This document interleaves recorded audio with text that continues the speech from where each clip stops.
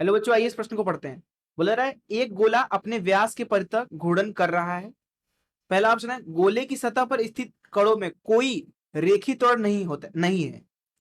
दूसरा ऑप्शन है उक्त वर्णित व्यास पर स्थित कणों का कोई रेखीय त्वरण नहीं है। तीसरा ऑप्शन है सतह पर स्थित भिन्न भिन्न कणों की कोणीय चालें भिन्न भिन्न है। चौथा ऑप्शन है सतह पर स्थित सभी कणों की रेखीय चालें बराबर है। आइए इस प्रश्न की मुख्य अवधारणा की चर्चा करें। मुख्य अवधारणा, मान लीजिए एक कण है जो कि एक वृत्तीय गति कर रहा है। इस तरीके से मान लीजिए एक कण है जो कि एक वृत्तीय गति कर रहा है। मान लीजिए वृत्त की जो त्रिज्या है वो r है और मान लीजिए कि ये एक समान रूप से गति कर रहा है, तो इसका हर एक जगह पे जो गति है वो बराबर है।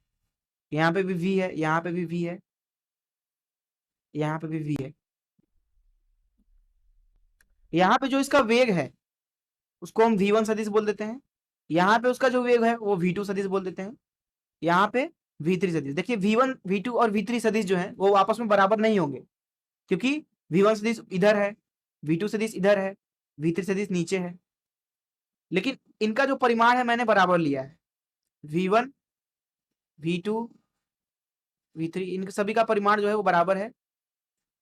अगर आप इसको लिखना चाहो तो ये दरअसल v है। ठीक है, ये v है। अब देखिए किसी वस्तु का जो रेखीय त्वरण होता है वो दरअसल होता है उसके गति में परिवर्तन की दर या फिर वेग में परिवर्तन की दर। दरअसल इसका सही रूप है वेग में परिवर्तन की दर। तो यहाँ पे जो वस्तु है वो वृत्तीय गति कर रहा है, तो उसके लिए हम बोल सकते हैं कि जो उसका त्वरण है, इसको आप रेखीय त्वरण भी बोल सकते हो, ये शून्य नहीं है, क्योंकि v सदिश लगातार परिवर्तित हो रहा है। कभी v1 है, कभी v2 सदिश है, कभी v3 सदिश है। मान लीजिए कण का जो यहाँ पे उसके केंद्र के परितः कोणीय वेग है उसको ओमेगा बोल देते हैं। तो ओमेगा का मान लिख सकते हैं यहाँ पे v बराबर आर ओमेगा से, ओमेगा बराबर v भागे आर। अर्थात एक वृत्तीय गति होगा ही तब जब उसमें त्वरण होगा। वस्तु के अंदर जब तक त्वरण नहीं तब तक वो वृत्तीय गति कर ही नहीं सकता। और ये जो ओमेगा है कोणीय वेग, इसको आप ऐसे भी लिख सकते हो, ओमेगा बराबर कितना कोण वो घूमा कितने समय में। ये औसत लिख रहा हूं, यहां लिख देते हैं औसत। अब देखिए इस मुख्य धारा से आइए प्रश्न को अब हल करते हैं। प्रश्न में कहा जा रहा है कि एक गोला है, मान लीजिए ये कोई एक गोला है इस तरीके से, जो कि क्या कर रहा है अपने किसी एक व्यास के परितः घूर्णन कर रहा है। तो मान लीजिए कि इस तरीके से वो ओमेगा से घूर्णन कर रहा है। तो ध्यान से देखिए गोले के ऊपर आप कोई भी एक बिंदु ले लीजिए, कहीं पे भी आप पाएंगे कि हर एक गोला पूरा जो एक चक्कर है वो बराबर समय में कंप्लीट करता है या पूरा करता है। हर एक बिंदु, क्योंकि गोले के साथ चिपका हुआ है, तो गोला जब एक चक्कर लगा लेगा पूरा तो वो बिंदु भी एक चक्कर पूरा लगा लेगा। तो यहां पे एक चीज बोल सकते हैं कि सभी बिंदु के लिए, सभी बिंदुओं हेतु, क्योंकि समान समय में समान कोण घूम रहे हैं, समान कोण घूम रहे हैं, घूम रहे हैं, समान कोण बोल लीजिए चाहे समान चक्कर बोल लीजिए। इसलिए इन सभी कणों के लिए जो ओमेगा होगा वो दरअसल क्या होगा, समान होगा।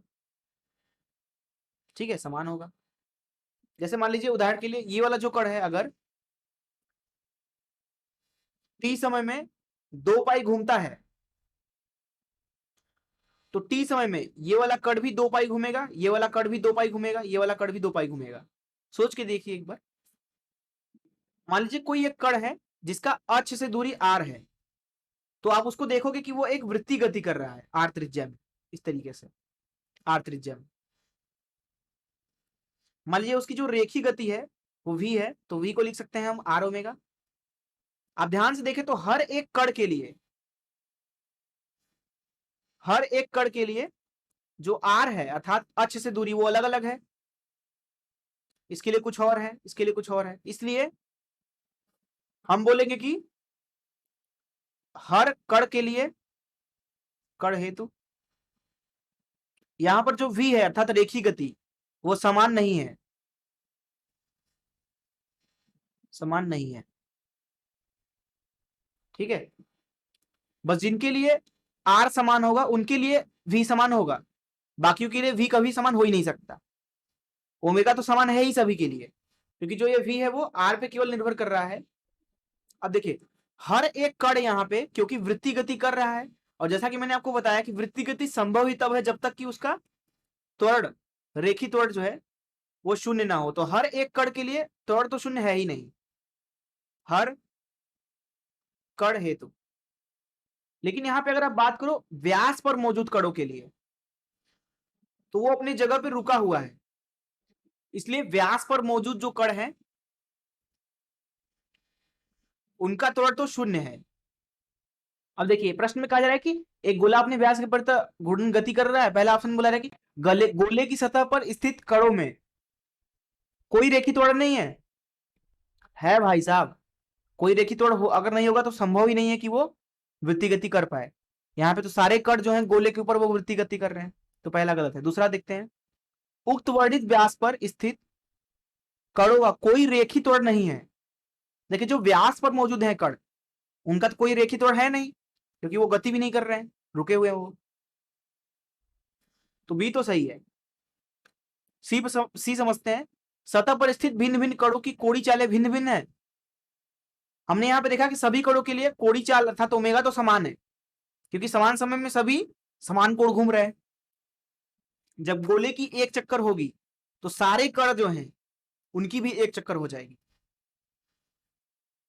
तो सी गलत है। डी पे पहुंचते हैं, सतह पर स्थित सभी कणों की रेखी चालें बराबर हैं। बिल्कुल नहीं, हमने देखा कि जो रेखी चालें हैं वो दरअसल आर पे निर्भर कर रही, तो केवल बी सही है। मैं आशा करता हूं कि आपको इस प्रश्न का हल जरूर समझ में आया होगा। धन्यवाद।